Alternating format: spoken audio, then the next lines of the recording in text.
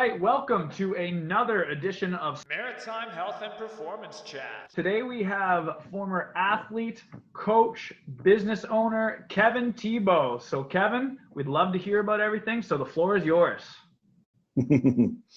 How's it going, everybody? Yeah, so a little bit about me here, guys. Athletic career, I wasn't a super stellar, athlete with all kinds of gold medals and belts and stuff like that. But, I slug it out there a little bit in my early days in the trenches and, competed in MMA. I competed in, kickboxing, a little bit of Muay. I did a Muay Thai fight and kept training.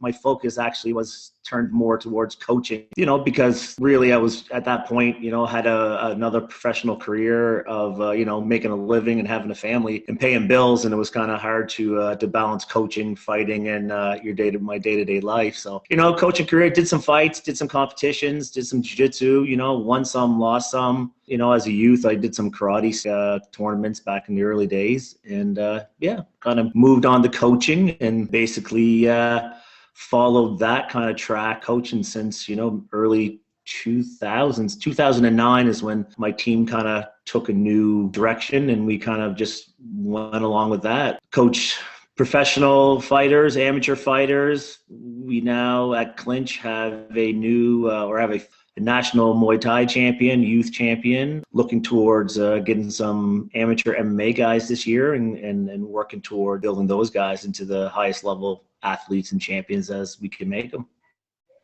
That sounds unreal. Now, I know you guys have changed the jiu-jitsu school you're under, have you not? Yeah, let's say, geez, time flies because of COVID and everything, right? So we're working on towards our year anniversary in February. I'll say February, March, be our new our year where we join on with Team Lovato, based out of Oklahoma City. That was a big change for me. Kind of moving away from my team and my former team and some of my business partners and training partners and coaches. And, focused on a new direction, got a new group of guys at the gym, new partners that have kind of helped us steer into a new direction. Some guys came over, took on bigger roles in the team. And we've been super excited. We're a little farther behind with the development of the Lovato team that we wanted, because we were hoping to have, Rafael Lovato Jr. and some of his high-level coaches here in 2020, but as we know, that didn't quite pan out for us. So I'm looking at 2021 to have Professor Lovato here, along him with that team, and kind of building with what we can do with this new direction in our jiu-jitsu team. Right on. And you actually got the chance to go down there as well when you were kind of making this transition, didn't you? Yeah, we had there was two reasons to go down. We had to go down because you don't just fill out a paper and become one of his instructors. So there was a little longer process. We were lucky because my other jiu-jitsu coach at the team was formerly a part of the Lovato team before he moved to Nova Scotia. So his coach, who runs Matrix Martial Arts out of Spain, kind of gave us, the kickstart and introduced us and kind of boosted our ability to join the team along because of the relationship that our other coach at Clinch, Brad Call, has with Team Lovato and being part of that team previously. So we went down there. It was the grand opening of his new academy in Oklahoma City. The gym is unrealistic. It's crazy, man. Like, when you think of a jiu-jitsu gym or a martial arts gym, this is what you want. It's 10,000 square feet.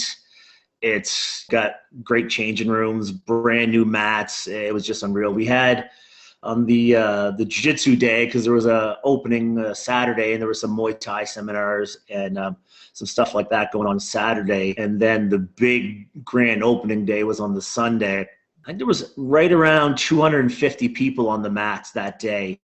And I'd have to look back, but I think there was 25 black belts of various levels on the mat that day. Yeah. So it was just unreal. I'd never been in a situation of having that many high-level people in one mat at one point in time, man. And all the years I've trained jiu-jitsu, we did some good seminars here a few years back, and that was a great seminar with another, high-level coach. But it was just the vibe down there in Oklahoma was something I'd never been. Like, Doesn't matter if the guy had 5 stripes on his black belt and, had been a high-level coach and won multi-time world champions. He was shaking your hand and having a conversation with you. No egos. There wasn't one egotistical person on the whole entire mat of all those people, whether they were a white belt or multi-time world champion. And that's Lovato and his father, Raphael Sr. All these guys are legends. And, they all treated us like we were part of the family, man. It was unrealistic.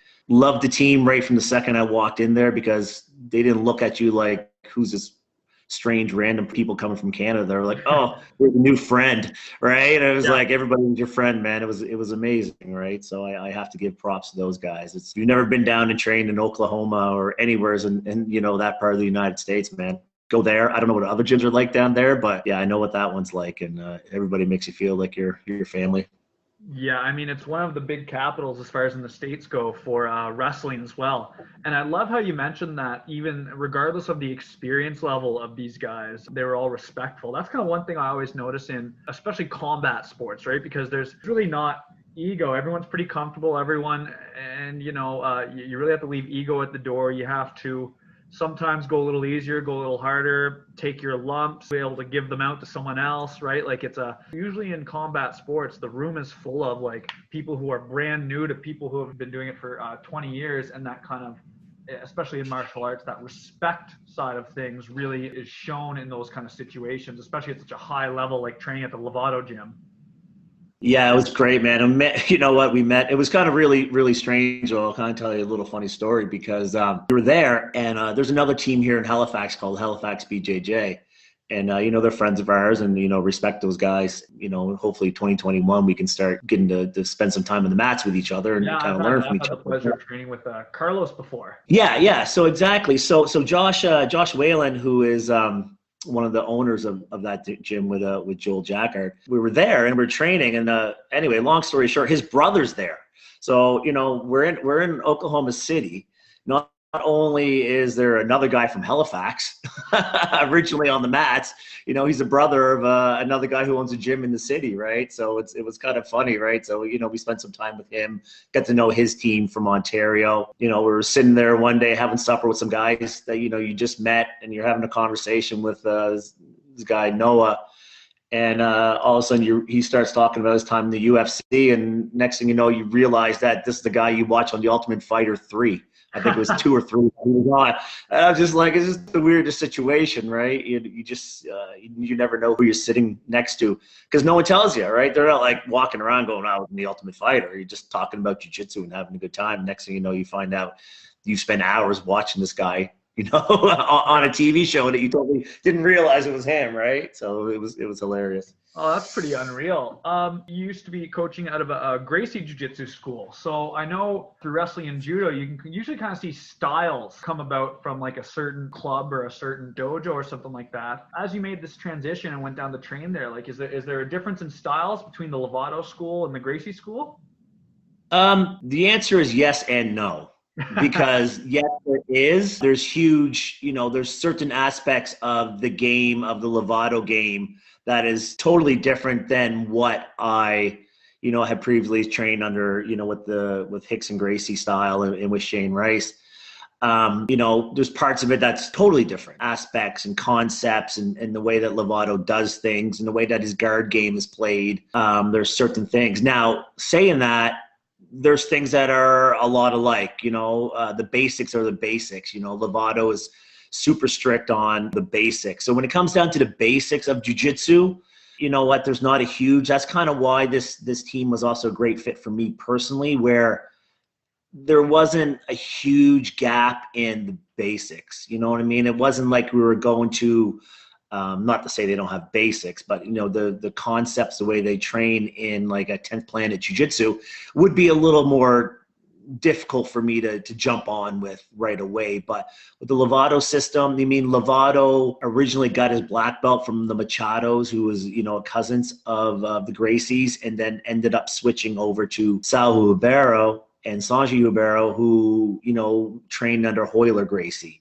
who was Hickson's brother. So, the system is different, but, there's so many similar aspects in the key basics of pressure and control and, you know, not a super like scrambly type style, you know, where you're just kind of throwing things out of nowheres, which, hey, guys do awesome with that. And that's awesome to watch. But this is a super pressure based style, whether you're on the bottom or the top. So, you know, so that's why I say yes and no. There are certain things that are like, man, I've never done that before, but the basics are the same. So it was more of a addition onto what I was already training in the past. It's just different. Jiu-jitsu is jiu-jitsu, and as long as the basics are there and you're really teaching your students or training yourself in the basics, you can expand your knowledge with different styles and different teams, right? So I like how you emphasize the fact that the Lovato school and what you guys are teaching really sticks to the basics. Any saying of kind of behavior and life and stuff, like, you know, don't forget where you came from, you know, don't forget your roots, because especially coaching at a youth level, and especially in Nova Scotia and probably for the rest of the country as well, like the hockey model and stuff, everyone is so focused on competitions and the highlight reels, and especially with our access to YouTube and stuff and you know, short attention spans, people are going to watch the highlight reel before they watch everything else. So those highlight reel guys, like, what people don't realize is, sure, they're the ones who get the publicity, but they come and go.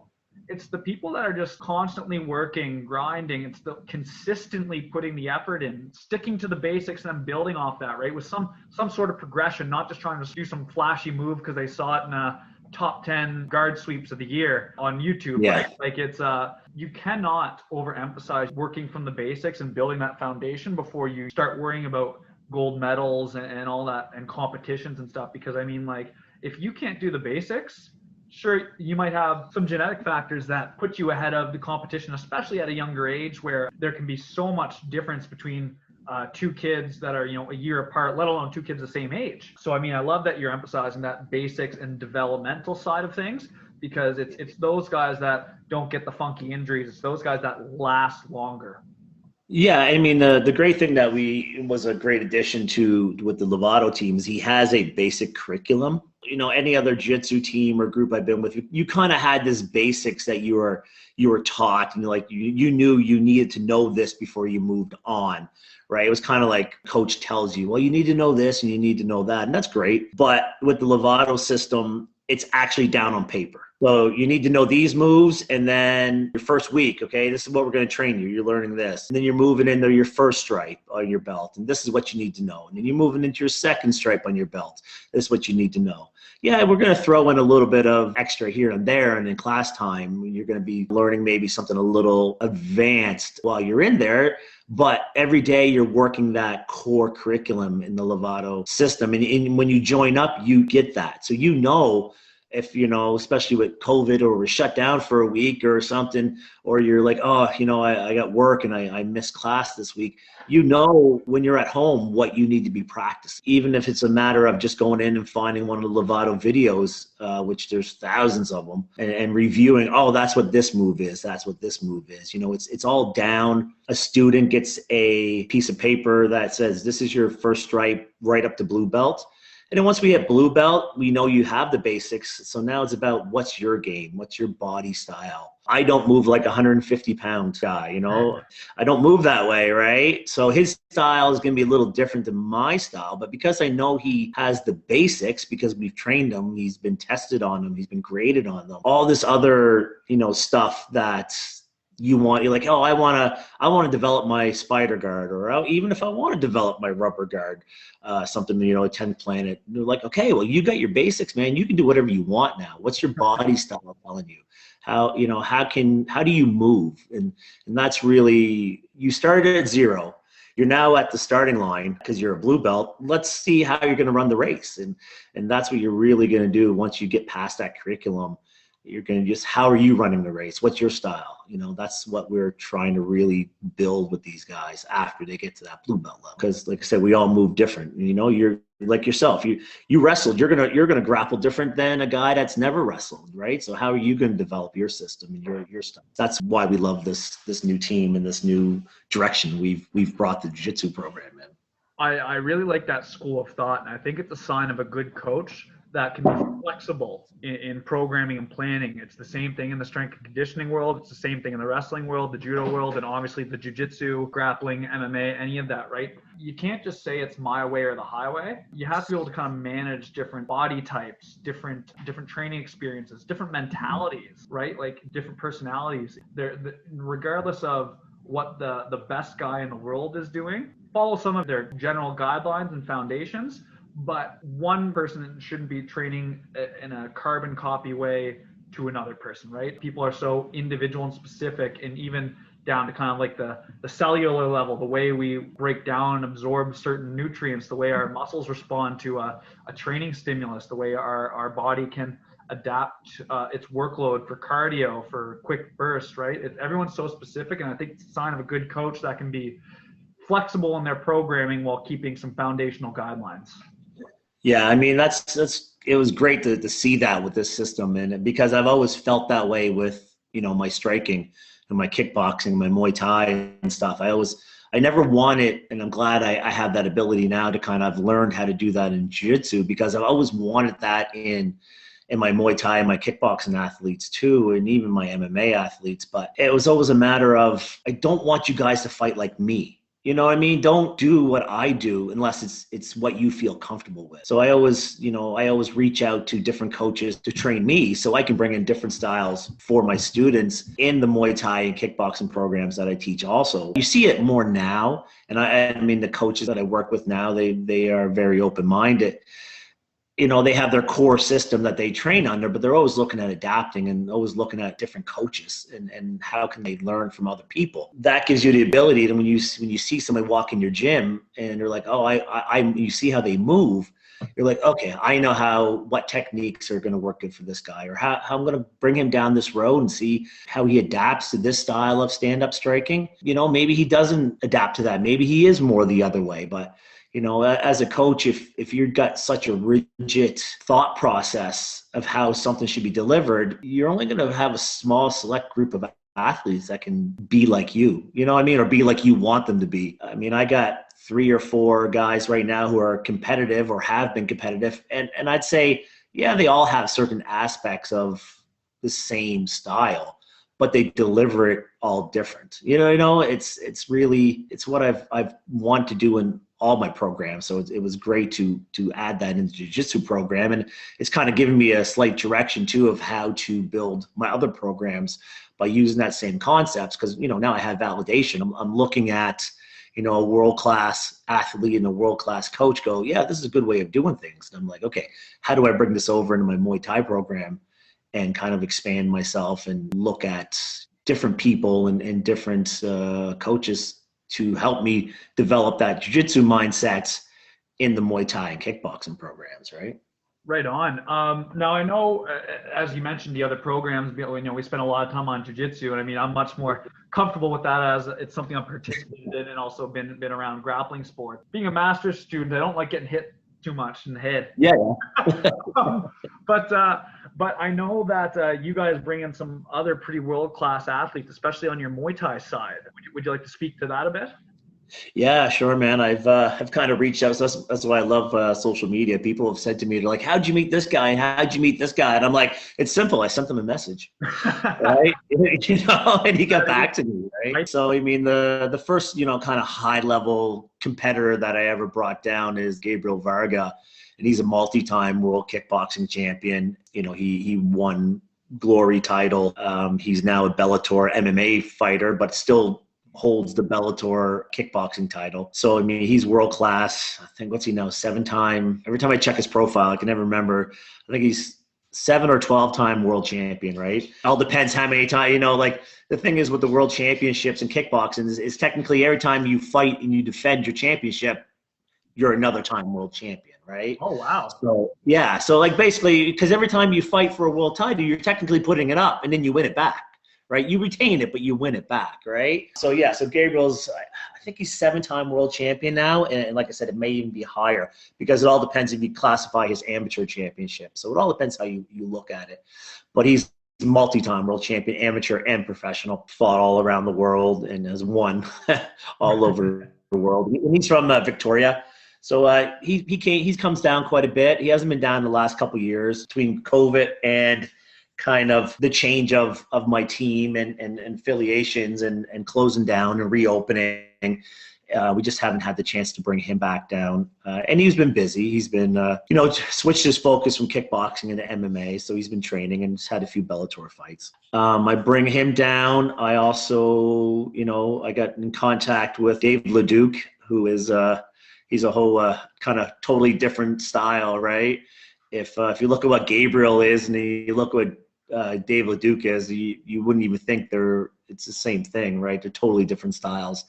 And Dave is the multi-time world champion in Lithway, which is basically, it is similar to what you would see in Muay Thai. Lithway guys don't like to describe it as like Muay Thai, but for an uneducated person who doesn't know much about striking, it's basically like Muay Thai or like kickboxing. You stand up fighting, but what they do is they fight with no gloves. They only have tape on their hands, and everything's legal. So knees, elbows, headbutts, throws. It's all legal in Lithway, and that's a combat sport based out of Myanmar, and that's just a neighbor of Thailand. So that's why the styles, a lot of people will be introduced from Lithway because they know about Muay Thai, and that's what Dave did. Dave went over to Tiger Muay Thai and then started progress down, and because he's not your classic Muay Thai style person. He fights his own style, his own way, and it's amazing when you watch him. But he moved over to the Lithway, and it fought there under traditional rules. Did the first Lithway World Championship here over the summer in Wyoming. It was the first time there was a Lithway World Champion or championship in the United States. So he was excited to do that. And now he's just in a holding pattern himself, waiting to see when the next fight or the ability to travel is going to open up so he can go back over and he fights for one. It's WLC World Lithway Championship, I think is what it's called. Anyway, it's one of the biggest international modernized versions of Lithway. The traditional rules of Lithway are a little different. Basically, you don't win the fight unless you knock the other person unconscious. If both of you fight the whole fight and no one goes unconscious, like out cold and can't get up, then it's ruled a draw. So he won that championship, and then has moved on to this other organization, which is, slightly modernizing the sport and, having a decision or, and different stuff like that. So it's a little more spectator friendly. Those are the two big world championship guys that I bring down. And then I also started working with one of the he is one of the national coaches for Muay Thai. And the guy's got a brain for Muay Thai, like I've never seen before, is Crew Jeff out of New Era Combat. And I had a chance to bring him down once before we had to, all the switchover of teams and everything. But when we were at national championship, it was like November of 2019. We did nationals in Muay Thai, and I was lucky enough to have him work in the corner with me with my fighter. So, I'm always picking his brain and watching him grind and watching him keep building his business in Ontario under this crazy way that you have to teach online. Yeah, so that's a guy I train Muay Thai with under now. He's the guy that I go to for my traditional Muay Thai, that if I want to do a seminar or have a question, I reach out to Crew Jeff. Then I have, Gabriel Varga and Dave LeDuc, who are my kickboxing and then the Lithway side. So our styles kind of vary, which is also another reason why I say I was like learning from everybody, because those are three hugely different styles. Nobody fights the same. They're all stand-up fighting, but Gabriel's kickboxing is different than Dave's Lithway, which is different than Crew Jeff's Muay Thai, right? Yeah, so that's the end of that end. And I don't got one direct team that I'm with all the time there. It all depends what rules set and who we're training under that time. And that kind of blends into to make our clinch Muay Thai or our striking program with those three guys. Right on. And, you might have covered it already. So if you have, I guess we've covered this question, because it sounds like you have truly made an investment in yourself, in your club, and in your athlete by taking your time and either going to or bringing these extremely high level athletes in all the different sports that would fit into the MMA club. And it's been quite a recurring theme with other guests on this show, but you're constantly pursuing to further your knowledge. And I've said this before, but It's such an important thing for coaches and athletes and really anyone in any profession, academics, athletics, whatever. You have to constantly kind of further and update your knowledge based on new trends, new evidence, new styles, different requirements for different athletes. Just because things change, right? The sports develop, and a lot of sports will go in cycles where one technique might be dominant for 4 or 5 years, and then people clue in on, okay, everyone's using this, so let's start training to defend it. Then you see that everyone's defense comes up, so that old technique starts to get phased out, and then a new one comes in, right? So if you're not constantly pursuing that further education within whatever you're doing, then you're really doing a disservice to yourself and anyone else you service, which for you would be your athletes. So yeah, back to the next question. So again, you might have covered it already, but so what do you feel that you're doing to stand out and kind of get ahead in the MMA world right now for your gym and for your athletes? The standout, basically, I mean, I think our strength is exactly what I've been kind of talking on. Our coaches never stop learning, and we work with our athletes. We work with their strength. We spend time personally as much as we can. We all have lives and families and stuff like that. So you give as much as you can to your athlete. And, you spend that extra time talking and kind of addressing their concerns and, helping them control, affecting them in their personal lives. Because when you're a coach, and you have an athlete that's training for competition, their personal life is going to be, a huge aspect, and what do they need? So sometimes, I always say, number one, our ability to adapt and fight and coach anybody that can in any aspect they need. If they want to be a jiu-jitsu athlete, they want to be an MMA athlete, they want to be a striking athlete, we have that ability, right? We're not a one-trick pony. And that's kind of just the way I've always wanted it. I wanted to be able to coach everybody in every aspect. But also, I think one of our strengths is our ability for our coaches to just relate and build a relationship with our athletes. If they need us on a Friday night at 7:00 at night, I'm always going to take their call. I always tend to try to stay in contact even with our former athletes or, even people who have left our team and moved on to other teams. I always greet them with a smile and a handshake. Not that you're allowed to shake hands right now with COVID, but but I think that's always been the strength of our team and our coaching staff. And those are the people I've always wanted to bring in on our team. What's your specialty? Maybe you're a good coach, but you're also good at something else, something, you can talk to people. Maybe you're an amazing coach, but you're kind of not a nice person. There's not really a spot for you in our team. I don't need that drama. I've been in this business a long time. I've had those people.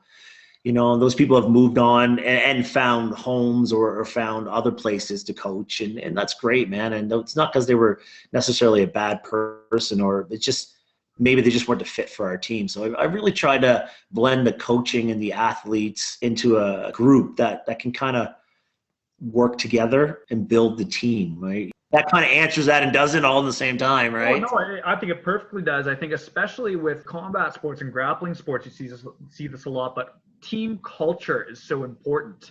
And I mean, like you said, maybe someone who came in that not necessarily they're a bad person, but they didn't fit, right? Yeah. And that's kind of a team culture, and the team has to have a vision. There has to be buy-in. People have to be on the same page, right? Because one person who kind of gets in there, it's almost like a rot, and it'll spread, right? Like someone breaking that team culture can really, sink the ship altogether. Yeah, I mean, you just a little bit of poison will destroy things. And I've not identified that sometimes and then lost groups of students over the years because of, one person I didn't necessarily realize that was happening. And sometimes you don't. Sometimes you put yourself away from the situation and you put your trust into certain people, and maybe you think you have the same vision, and then it turns out you didn't. And sometimes it takes some time to rebuild that culture or get those students back, or maybe you never get those students back, but or those athletes training again. Or maybe you get a student that you have a great athlete and a new person comes in, and maybe they don't treat that new person correctly, and that person has a bad taste in their mouth for the sport. So I mean, we try our best and say I've been perfect over the years. No, I haven't been. But, as we learn and as we grow, I think as coaches and as athletes, you start to learn how to identify that, right? And that's where we're at now with this team, is bringing in all the right people, building the team with the right group of people that have a similar vision, right? Unreal. Well, I mean, we're coming up on kind of the, I think, 35 or even 40-minute mark, so I don't want to keep you too long, but just as Right. we're wrapping up here, and you kind of alluded to it a little bit, but how has COVID sort of affected you and your work, which is Clinch, right? Like you said, it's the business. And what considerations and modifications have you had to make to continue being able to provide that service to your athletes?